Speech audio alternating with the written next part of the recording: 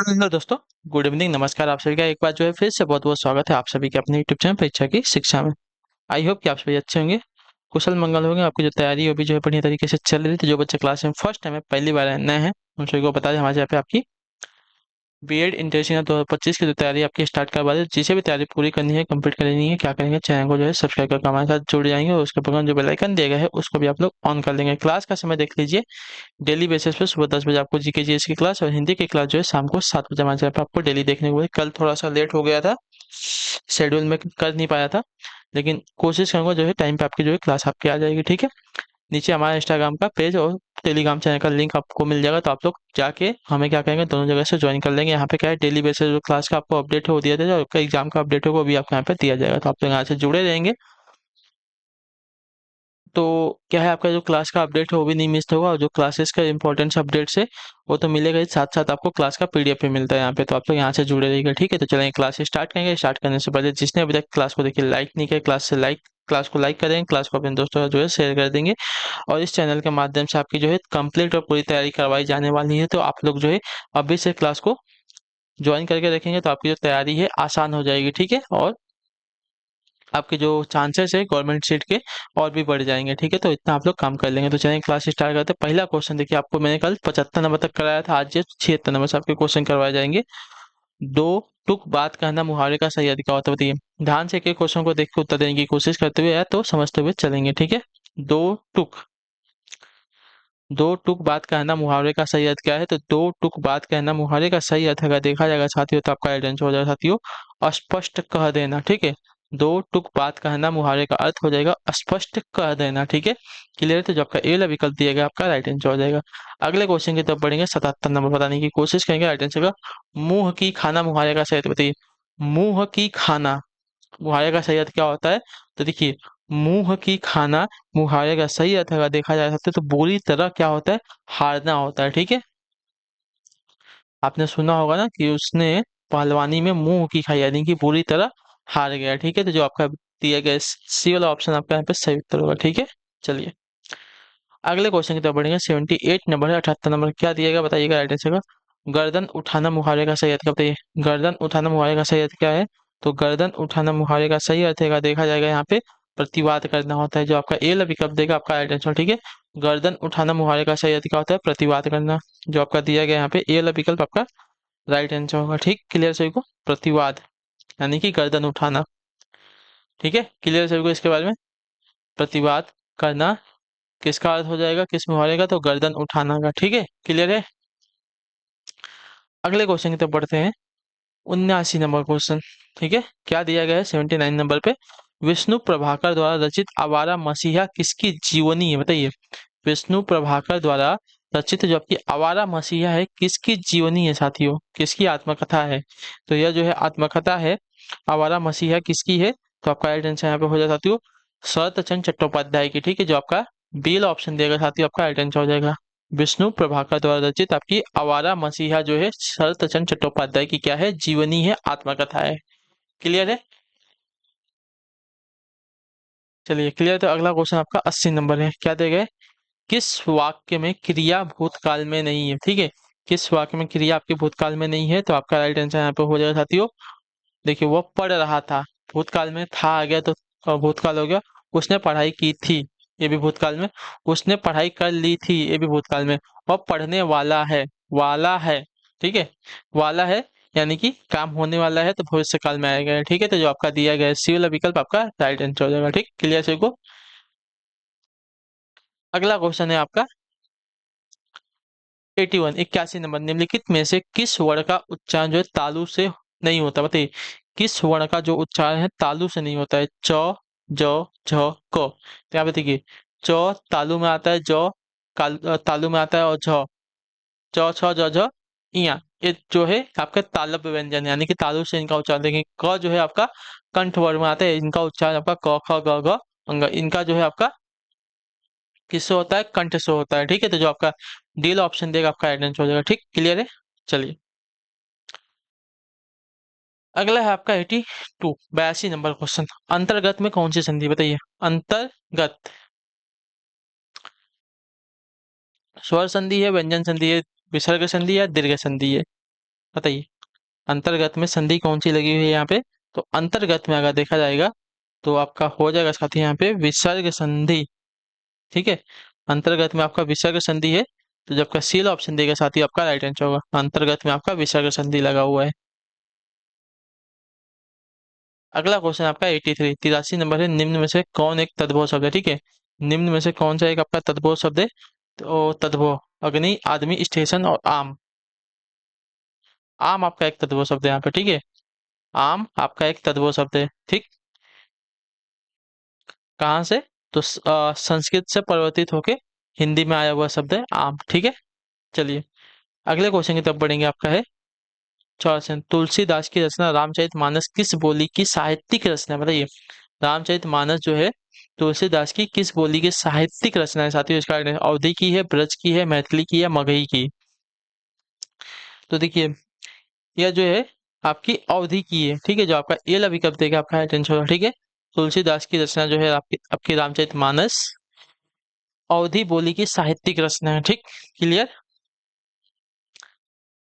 Clear है? फिर अगले क्वेश्चन की तरफ बढ़ेंगे या हो जाएगा?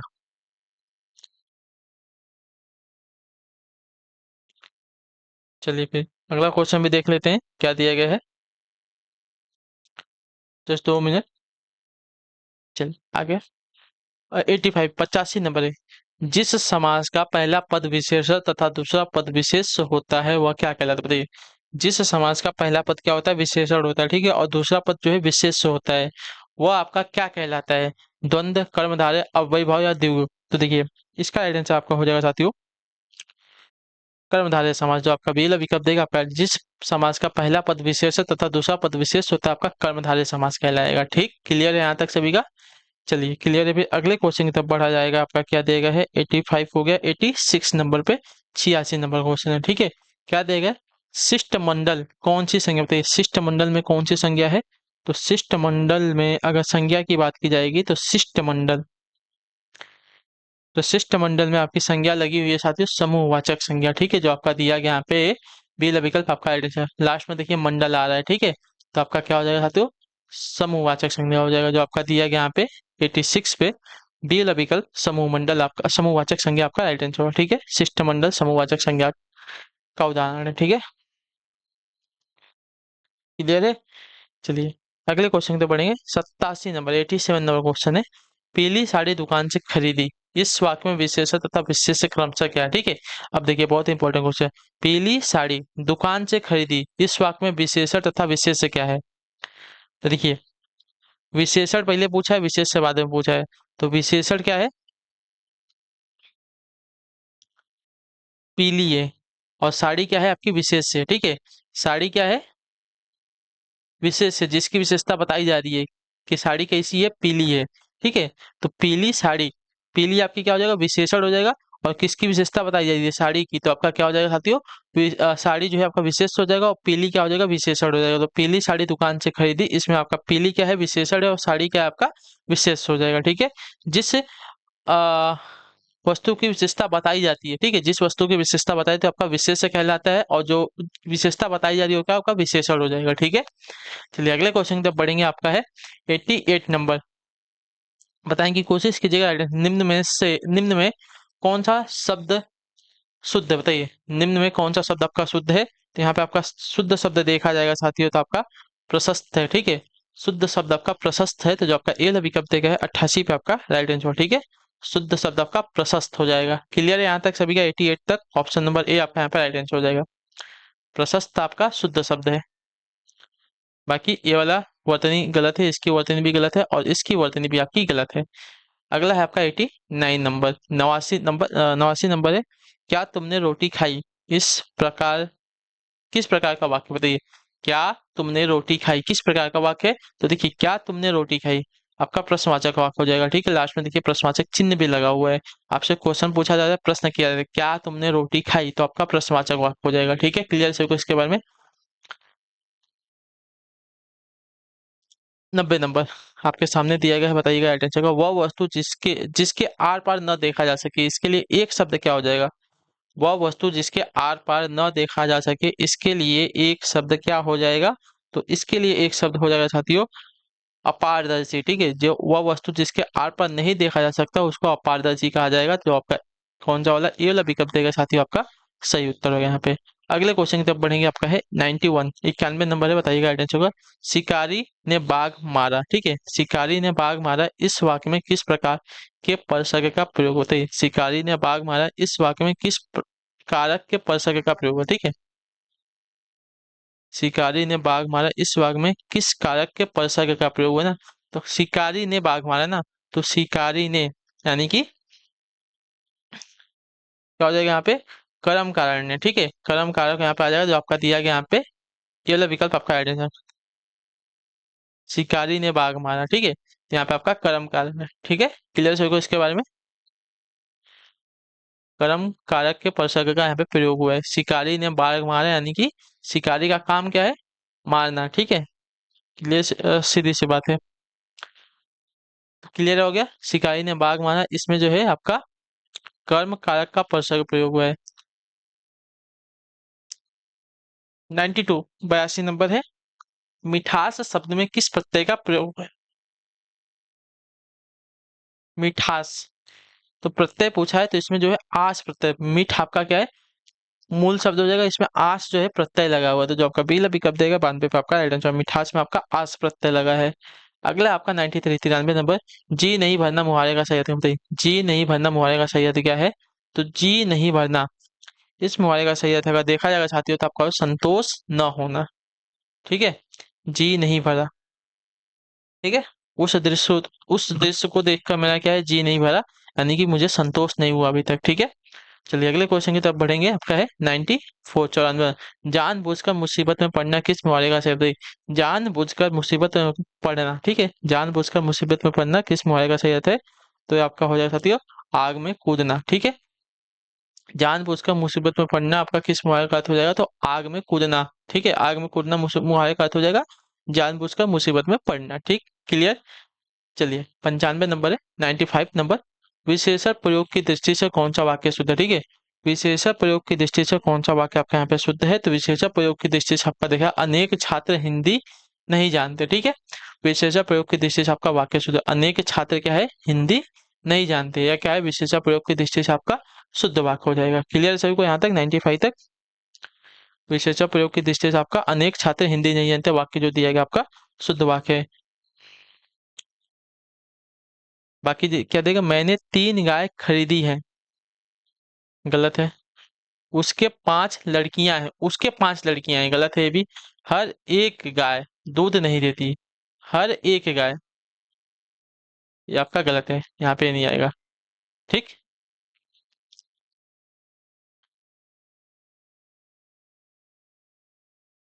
मैंने 3 गाय खरीदी होगा यहाँ पे, ठीक, यहाँ पे क्या अनेक छात्र हिंदी नहीं जानते वाक्य कैसा है आपका विशेषण प्रयोग की दृष्टि से आपका शुद्ध वाक्य, ठीक है, क्लियर है सभी को। चलिए अगला क्वेश्चन देखें आपका 96, 96, मुगल किस भाषा का शब्द है? ठीक है, मुगल जो है किस भाषा का शब्द है? अरबी भाषा का है, तुर्की का, उर्दू का है, संस्कृत का? तो मुगल की अगर बात की जाएगी तो मुगल जो है आपका यहाँ पे दिया गया है तुर्की भाषा का शब्द है, जो आपका बी विकल्प देगा आपका सही उत्तर हो जाएगा, ठीक है, मुगल जो है तुर्की भाषा का शब्द है। अगले क्वेश्चन की तरफ बढ़ेंगे, आपका 97, 97 नंबर है, हिंदी शब्द का प्रयोग सर्वप्रथम किस भाषा की रचना में होता है? हिंदी शब्द का प्रयोग जो है सर्वप्रथम किस भाषा की रचना में हुआ है? तो आपका राइट आंसर यहाँ पर हो जाते हो फारसी, जो आपका डी विकल्प देगा आपका राइट, हिंदी शब्द का प्रयोग सर्वप्रथम आपका फारसी भाषा की रचना में हुआ है, ठीक है, क्लियर है यहाँ तक? तो जो आपका डी ऑप्शन देगा 97 पे आपका राइट आंसर है, हिंदी शब्द का प्रयोग सर्वप्रथम आपका फारसी भाषा की रचना में हुआ था, ठीक, हिंदी शब्द का प्रयोग बोला है, ठीक है, याद रखिएगा किसका बोला है, हिंदी शब्द का प्रयोग जो है सर्वप्रथम किस भाषा में हुआ था? तो फारसी भाषा में, बहुत इंपॉर्टेंट क्वेश्चन है, याद रखिएगा, ठीक है, पूछा जा सकता है आपसे, हिंदी शब्द का प्रयोग जो है सर्वप्रथम किस भाषा की रचना में हुआ था? इंपॉर्टेंट है, बहुत इंपॉर्टेंट है, तो फारसी भाषा की रचना में हुआ था। चलिए 98 नंबर, परिवार किस संज्ञा का उदाहरण है? जातिवाचक, भाववाचक, व्यक्तिवाचक या समूहवाचक? तो परिवार, परिवार में क्या है, बहुत सारे लोग मिलजुल कर एक साथ रहते हैं, तो वहां पे आपका समूहवाचक संज्ञा हो जाएगा, ठीक है, जो आपका दिया गया डी वाला विकल्प 98 पे आपका राइट आंसर होगा, ठीक है, क्लियर है यहाँ तक, हाँ या ना? क्लियर है, फिर अगले क्वेश्चन की तरफ बढ़ जाएंगे, आपका देखा जाएगा 99, 99 नंबर है, 99 पे क्या दिया गया, यशोदा हरि पालने झुलौवे, हरलव्य दुर्लभ्य महलव्य जोई सोई कछु गौवे। इन पंक्तियों में कौन सा रस लगा है? बताइए। यशोदा हरि पालने झुलव्य हरलव्य दुर्लभ्य महलव्य जोई सोई कछु गौवे। ठीक है। इन पंक्तियों में कौन सा रस है? श्रृंगार रस है, वात्सल्य रस है, शांत रस या करुण रस है? तो यहाँ पे आपका जो है वात्सल्य रस लगा हुआ है, जो आपका दिया गया यहाँ पे बी विकल्प आपका राइट आंसर होगा। ठीक, क्लियर सभी को? चलिए अगला क्वेश्चन आपका आखिरी क्वेश्चन आज की क्लास का, हिंदी की उत्तर देने की कोशिश करेंगे। राइट आंसर होगा निम्न में से कौन सा शब्द आपका शुद्ध शब्द है? ज्योतिर्मय की वर्तनी हमको बताएं। ठीक है, ज्योतिर्मय की वर्तनी ये भी शुद्ध नहीं है। ज्योतिर ये भी गलत है। ज्योतिर्मय सी वाली वर्तनी जो दी गई है आपके यहाँ पे शुद्ध है। ठीक है, ज्योतिर्मय की वर्तनी जो दी गई है सी वाली वर्तनी आपके यहाँ पे से ज्योतिर्मय ये भी आपका गलत है। तो ज्योतिर्मय की वर्तनी जो दी गई है सी वाली आपके यहाँ पे शुद्ध है। ठीक, क्लियर सभी को आता है? चलिए तो इसी के साथ जो आपकी क्लास है आज की यहीं पे क्या होती है, कंप्लीट होती है। आई होप कि आपको जो क्लास है अच्छी लगी। अच्छी क्लास को लाइक करें, चैनल पहले चैनल को सब्सक्राइब, और हमें जो है कमेंट अपने राय क्लास के बारे में जो देगा आपको क्लास कैसी लगी। बाकी अगर आपका कोई डाउट, कोई क्वेश्चन, कोई क्वेरी है तो नीचे कमेंट में या हमें इंस्टाग्राम पे या तो टेलीग्राम पे आके पूछ सकते हैं। आपकी पूरी की पूरी मदद आपकी की जाएगी। ठीक है, तो चलिए हम आपसे मिलते हैं आपकी अगली क्लास में। तब तक के लिए टाटा बाय बाय, जय हिंद जय भारत। आपके क्लास से जुड़ने के लिए बहुत बहुत ही धन्यवाद साथियों।